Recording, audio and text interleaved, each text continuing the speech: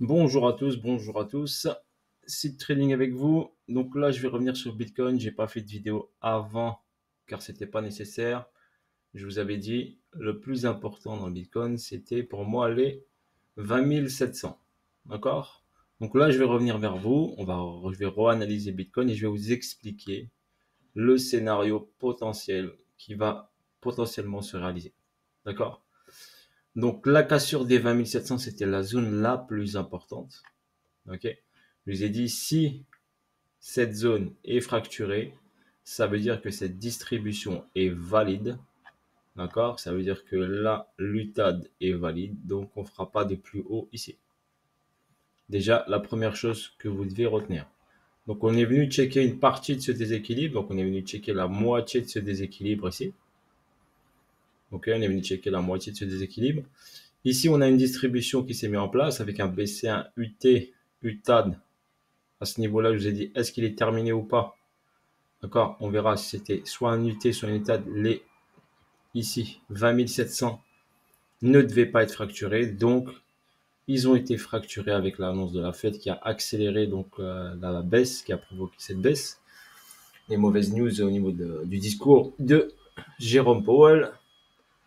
Là, qu'est-ce qui se passe? Donc là, si on a une distribution, donc là, on a validé ici ce déséquilibre qu'il y avait. Donc ce déséquilibre a été validé, a été pris. Donc on a rééquilibré le marché sur ce côté-là. On a fait ici une distribution avec ici trois sommets bien distincts qu'on regarde avec une dernière extension ici pour prendre cette liquidité.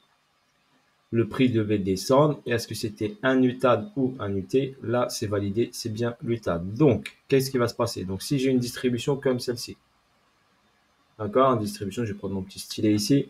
Donc là, on a cassé. Donc, on a cassé ici le saut. Donc, les 20 700. Donc là, ce qui se passe, on peut revenir ici sur la zone des 22 000 environ, cette zone des 22 000 environ, entre 21 et 22.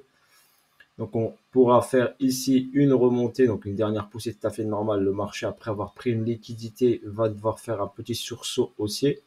Par contre, pour une continuité de baisse. D'accord? Donc, logiquement, s'il a fracturé ce niveau-là, il doit fracturer le plus bas. Donc, on va devoir faire un nouveau plus bas sur BTC. Je sais que c'est pas une bonne nouvelle, d'accord, mais cette ligne des 20 700 me donne cette information-là. Donc, cette cassure de ce niveau-là. Si on trace notre Fibonacci de continuité, personnellement, j'aurais préféré que ça monte plus haut. Mais là, ça nous confirme qu'il va faire un nouveau plus bas. Donc, si je prends mon Fibo de continuité sur cette première impulsion baissière avec cette première correction, d'accord, ça nous donne juste des niveaux, d'accord, juste des niveaux. Donc là, on avait notre premier niveau des 1.618, d'accord, où il a été fracturé et il est venu ici sur le ratio 2. Et là, on est sur le 2.618, donc il est venu chercher le 2.618. S'il continue, bien sûr, d'accord, donc forcément, il va devoir retracer, ou il peut continuer aujourd'hui jusqu'au 18 000, hein, donc jusqu'à cette zone-là. Donc cette zone des 18 900, 19 000 $, on va dire, 20 000 $, dans cette zone on va dire entre 20 et 19. Il peut venir la titiller donc ce week-end.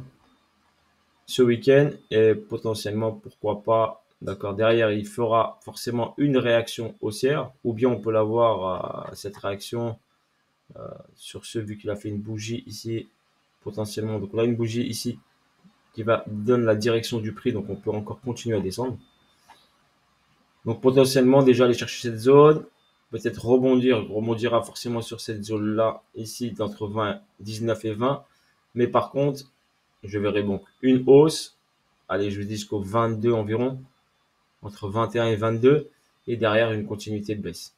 Car il doit normalement effectuer un plus bas. Donc est-ce que le plus bas s'arrêtera à 17 000? Potentiellement, il peut aller à beaucoup plus bas. Je vais vous montrer après potentiellement où on peut aller sur le BTC. Donc je vais déjà enlever ce Fibo. Donc c'est sur cette partie en H1, donc l'explication sur cette partie de latéralisation et de range. Donc si on utilise Wyckoff, distribution qui emmène le prix vers le bas, Ici, si on a une AQ qui se forme, donc là, on a le SC, ST, ST, donc forcément derrière, on aura un STB, mais le STB peut être profond, d'accord? Peut être profond, hein. Ça ne veut pas dire qu'il va s'arrêter juste ici. Il peut être profond. Donc voilà en ce qui concerne le BTC en H1. Si bien sûr, on va aller regarder ici en weekly par exemple. Donc en weekly, je vais aller chercher ici. On a ici fracturé l'ancien ATH qui était à 19 891. Et là, regardez sur le graphe, on a un retracement et une hausse. Et on a ce niveau-là qui se situe ici en bleu, d'accord, dans les 13 765. Donc potentiellement, BTC, donc, il peut revenir dans cette zone ici parce qu'il y a un déséquilibre ici de marché après cette hausse ici vertigineuse. Vous voyez cette accélération haussière où le début de ce mouvement est parti vers le haut. Donc, on peut revenir dans la zone des, on va dire, allez, le chiffre rond, on va dire 12 000 $, entre 12 et 13, entre 11, 5 et 13. Donc, on peut revenir dans cette zone-là. Donc, faites attention, il peut faire une bougie baissière s'il y a beaucoup de shorts ou de liquidation, ça peut accélérer vers le bas. Ok, donc il faut faire très attention qu'on peut aller faire une mèche beaucoup plus basse dans cette zone-là. On va regarder un autre graphique ici, très simplement. Donc on va regarder ce graphique-là. Donc ce graphique est un logarithmique, un graphique du BTC logarithmique. Donc on a vu ici ce premier bull run, d'accord, cette première hausse, ce cycle haussier, ce retracement qui a duré 427 jours. Ensuite, ici, cette deuxième phase qui s'est effectuée à partir de janvier 2015, cette deuxième phase haussière, son deuxième cycle haussier qui est de 2015 jusqu'à 2017, donc 2 ans de hausse pratiquement. Donc c'était janvier 2015 jusqu'à janvier 2017. Ensuite, on a une correction de janvier jusqu'à décembre 2018, donc pratiquement un an, donc 392 jours de correction. Ici, on a fait une correction 88.6. Ici, on a fait une correction entre le 78.6 et le 88 de correction par rapport au mouvement du cycle. Cette correction 372. Ensuite, ici, on est reparti par rapport à ce plus bas en décembre 2018 jusqu'à notre ATH qui a été fait en 2 fois. Donc, cette fois-ci, il a été fait en 2 fois et pas en une fois. Donc en 2 fois ici, et on avait cet ATH effectué en novembre 2021. Donc la hausse a duré de décembre 2018 avec une grosse correction pandémie Covid en mars 2020 et nous avions fait notre ATH en novembre 2021. Là, nous subissons ici la correction, donc la fin de ce cycle-là qui s'est fait en 2 étapes avec cette bougie qui était imprévisible bien sûr par rapport au fait fondamental, car on remarque bien, on n'a jamais eu de correction aussi importante par rapport au cycle haussier. Arrivé sur ce niveau-là, donc on a corrigé. Pour l'instant, on arrive sur la barre des 78.6. On n'a pas fracturé les 78.6. OK. Et la zone que je vous dis se situe sur les 88.6 de correction. Donc cette zone-là, ici, d'accord. Vu qu'on a fracturé les 20 700, donc potentiellement, d'accord, on a de fortes probabilités de venir, d'accord, aller titiller cette zone ici entre 12 000 et 10 000 et 9 000 $. On va dire entre 12 et 10. Donc cette zone qui se situe entre 12 600 et 10 000 $, on peut potentiellement bien sûr y revenir. Donc ici on a une accélération. Si on remarque bien par rapport aux bougies, là on a un beau palier. Mais là, on n'a pas de beau palier, à part celui-ci qui a été marqué. Donc, c'est pour ça que j'attire votre attention. Ce palier des 28 800, il a été défendu ici. On a créé le palier. On va parler de palier. Et ici, ce palier a tenu une fois. Il a tenu une deuxième fois ici. L'essoufflement de la hausse et cassure du palier ici. Donc là, on est venu sur un niveau ici qui a été créé. On le regarde bien en weekly, on le voit bien. Donc, si je vous le trace ici, ce niveau-là, donc il y avait un arrêt ici du prix. Quand il y a un arrêt, forcément, le prix marque un arrêt, on est en plein dedans. Vous le remarquez bien, regardez ici, sur cette bougie-là, ce niveau-là par exemple. Je vais le mettre en gris pour différencier avec l'autre. Donc on remarque bien que le prix s'est arrêté sur ce palier-là, a fait une réaction haussière D'accord? Mais pour moi, ces paliers-là, c'est pour ça que je vous ai dit ici, il faut attendre cette réaction potentiellement qui peut rebondir et partir, mais là, il a fait une distribution, il a fracturé, donc potentiellement qu'on peut aller chercher plus bas. On va aller ici en daily. Donc en daily, si on trace notre continuité de tendance, regardez, donc on va tracer ici notre continuité de tendance ici. Donc ici, tac, notre continuité par rapport à cette hausse et cette baisse. Donc cette baisse et cette hausse. OK. Ensuite, je vais passer en weekly. Et potentiellement, donc regardez, quand je trace ici avec mon Fibo de continuité de tendance, mon 1,618 est sur les 14 740 $ et mon 2,618 est dans les 10 000 $. Bien sûr, comme je vous l'ai dit, il risque d'après cette bougie-là retracer un peu. Donc si on va chercher ici potentiellement les 22 000 comme je vous l'ai dit environ, donc 22 000, je rehausse un tout petit peu ici mon Fibo, ça nous donnerait quand même le 2,618 sur cette zone et le 1,518 sur les 15 000 $. Mais en face des 15 000, je vois pas grand chose. Donc je vois ici un déséquilibre de marché. Donc si on constate ici, on vient chercher par exemple ce déséquilibre de marché qu'on a là, d'accord, à ce niveau-là. Donc ici on a un petit déséquilibre de marché dans ce niveau-là. Donc on pourrait avoir BTC retour sur les 11 700 voire 10 000, 11 000 $, on va dire. Donc je dirais entre 12 et 11. Attention, on a potentiellement, donc le prix peut revenir dans cette zone des 11 et 12. OK? C'est pour ça que je vous ai dit que j'attendais le niveau des 30 700. Donc le niveau des 30 700, je l'attendais. Et si on regarde bien sur notre cycle, d'accord, si BTC vient chercher donc cette zone-là, on serait sur un retracement au 88,6. Personnellement, par rapport à ma figure harmonique que j'avais tracée, le prix devait s'arrêter sur les 17 000 $. D'accord? Donc maintenant, on va voir si, normalement, potentiellement, donc, on doit faire un dernier plus bas. OK? On va voir ce que ça donne. Si on utilise notre Fibonacci de retracement, donc on va regarder, on prend ici notre Fibonacci de retracement sur le point haut ici, le point bas ici, le niveau de retracement principal. OK? Le retracement ici, principal ici. Donc si je reprends ce premier mouvement-là de descente et ce retracement principal, ce qui me donne donc le 1,618 qui serait très très bas. Attendez, check, check, check. Visuellement, tac, je vais prendre normal, pas en logarithmique. Donc, je vais prendre mon autre graphique qui est ici.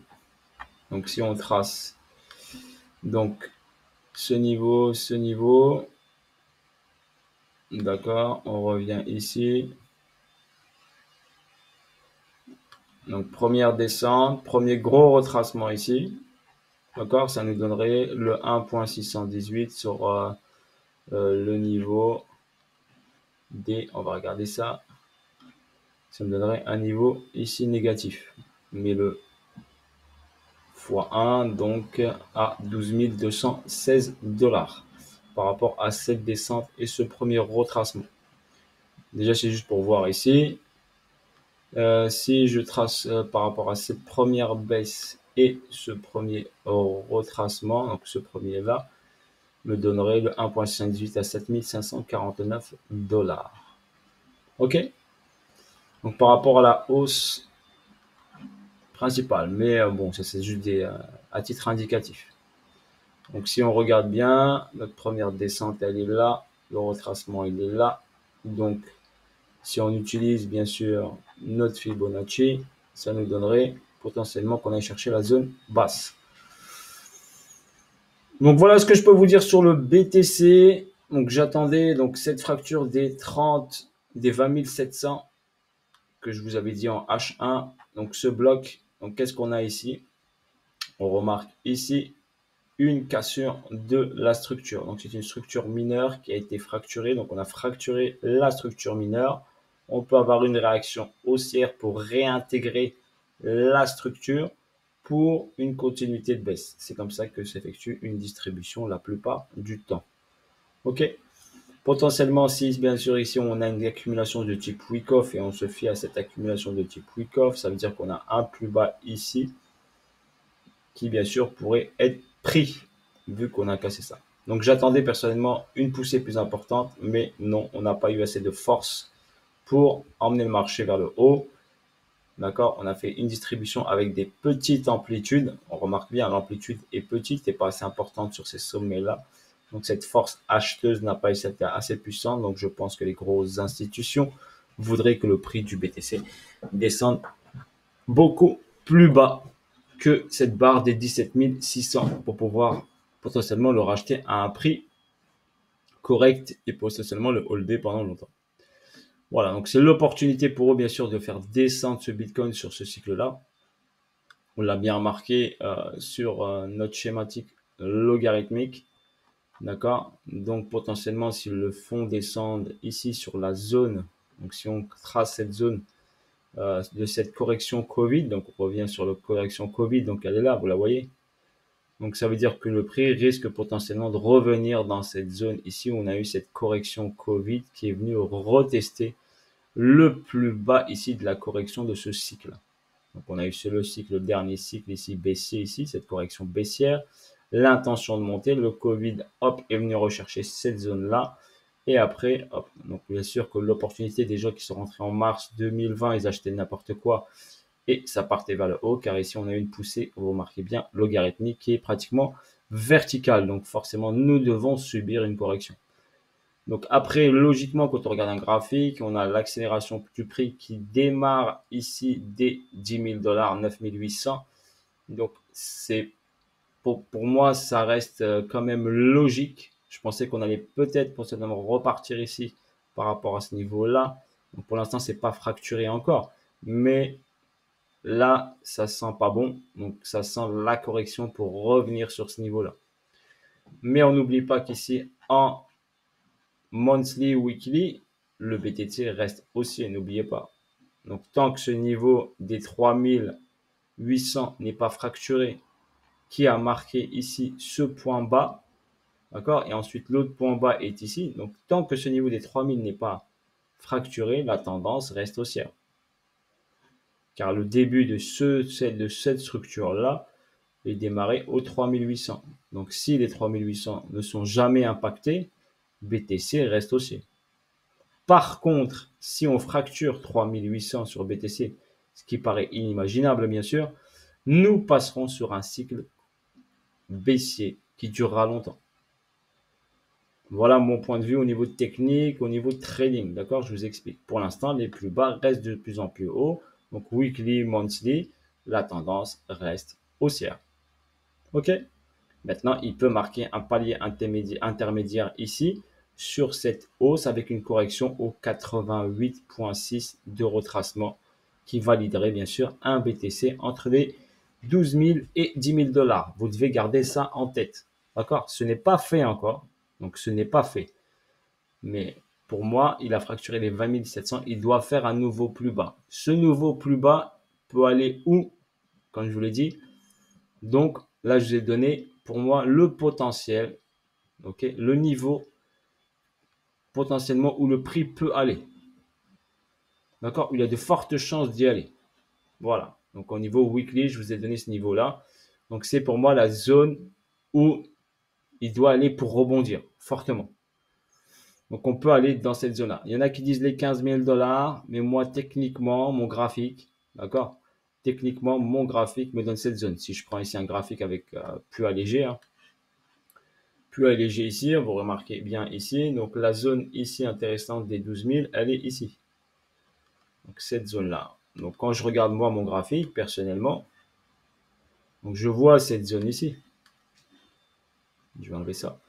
Donc, je vois cette zone ici. Donc, pour moi qui ai l'habitude des marchés financiers, l'actif bouge par rapport à des paliers. Donc là, on avait un palier de 28 800, que vous appelez vous résistance. Un autre palier ici où on est en plein dessus. Donc, si on marque un plus bas, d'accord, on peut aller chercher ici la zone plus basse. Voilà, sur ce, si Trading était avec vous, bisous à tous. Je vais revenir sur les altcoins. Donc, forcément, les altcoins vont corriger. Attendez-vous donc à une purge un peu partout. mais on peut subir une hausse avant une descente. Ok, bisous à tous, force à vous tous la famille et à bientôt sur de nouvelles vidéos et de nouvelles aventures. Ciao, ciao.